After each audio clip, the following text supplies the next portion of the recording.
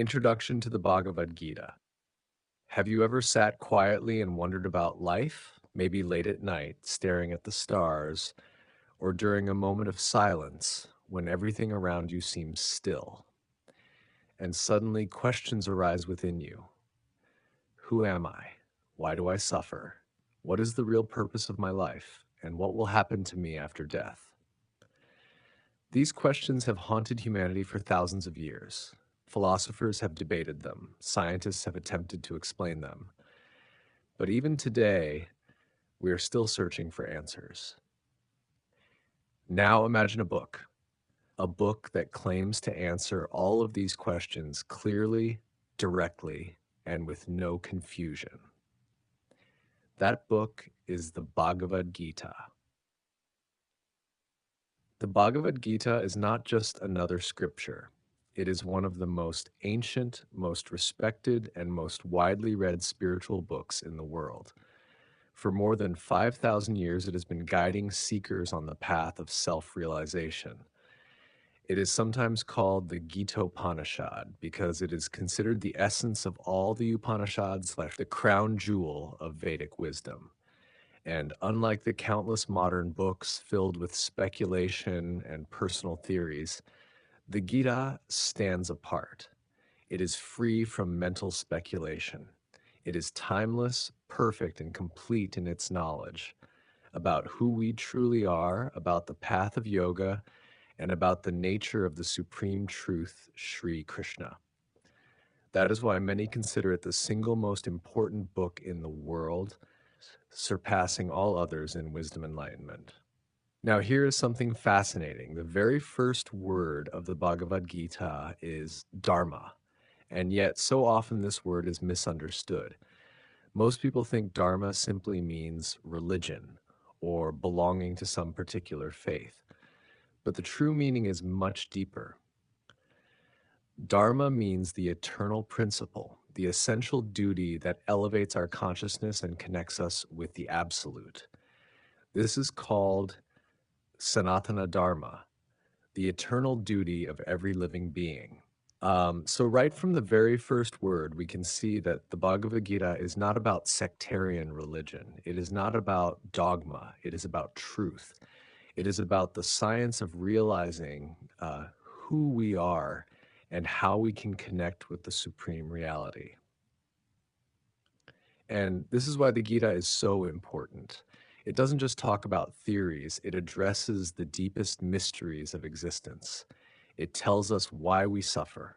It tells us where we come from. It tells us what the true purpose of life is. And it tells us what happens when our time in this world is over. If you are genuinely seeking answers to these timeless questions, then you will find immense satisfaction in the Bhagavad Gita. Let me share a little story. I first came across the Bhagavad Gita in the year 1968. I was young, curious, and searching for meaning in life. When I opened the book, I didn't just see words on paper. I felt as if I had discovered a treasure chest. Every page seemed to shine with truth. Later, I traveled to India, where I studied under two of the most remarkable spiritual masters of the 20th century, Srila A.C. Bhaktivedanta Swami Prabhupada and Srila B.R. Sridhara Deva Goswami. Through their guidance, the essential message of the Gita entered my heart. Slowly, I was drawn onto the path of self-realization. But the journey was not without crossroads. One of the first challenges I faced while studying the Bhagavad Gita was deciding on which path to follow, personal or impersonal.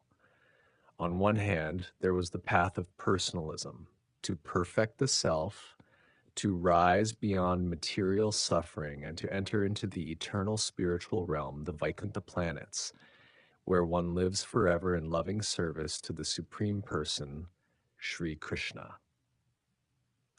On the other hand, there was the path of impersonalism, to dissolve one's identity as a living being and merge into the vast, undifferentiated ocean of spiritual light, the Brahman.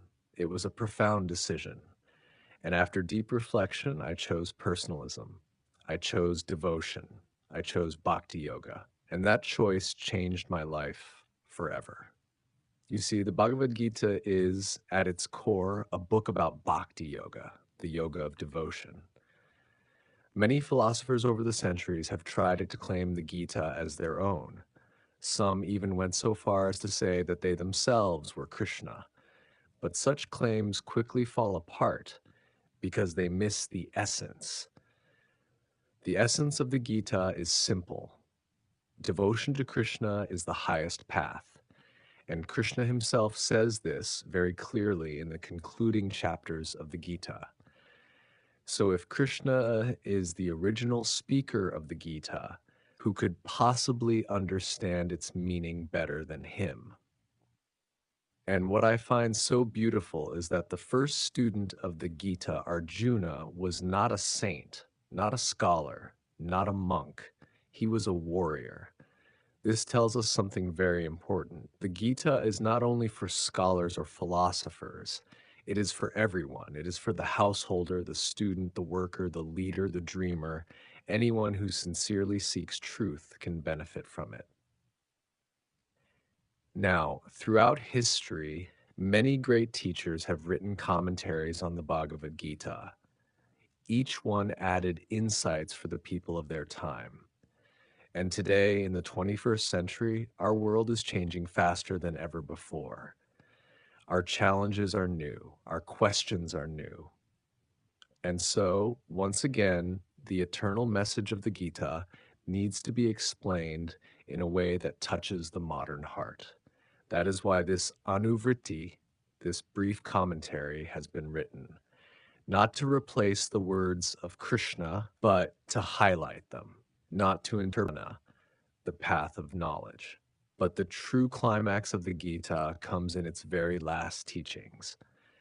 In chapter 18, verse 66, Krishna gives his final instruction to Arjuna: abandon all forms of dharma and simply surrender unto me alone. I will deliver you from all sinful reactions. Do not fear. This single verse contains the heart of the Gita. It is Krishna's call to each of us to let go of fear, to surrender, and to find refuge in him. This Anuvriti does not comment on every single verse, because sometimes the greatest understanding comes when we hear directly from Krishna himself. Instead, our reflections aim to highlight the points that are most important for us today, to guide us toward a life of devotion and to help us see the Gita not just as an ancient scripture, but as a living conversation. This is the heart of the Gaudiya Vaishnava philosophy, the philosophy of Asintya Bhedabheda Tattva, the inconceivable oneness and difference between the soul and God. For those who wish to go deeper, we recommend studying the 1973 edition of Bhagavad Gita as it is, written by Srila Prabhupada, and also the beautiful commentaries of great teachers like Vishwanath Chakravarti, Baladev Vidyabhushana, Bhaktivinoda Thakura, and B.R. Sridhara Goswami. Finally, we offer our gratitude to all who helped and encouraged us in this journey, our godbrothers, our godsisters, and our spiritual family. But above all, may this work be an offering to the absolute truth, Sri Krishna. Krishnarpanamastu, let everything be dedicated to him.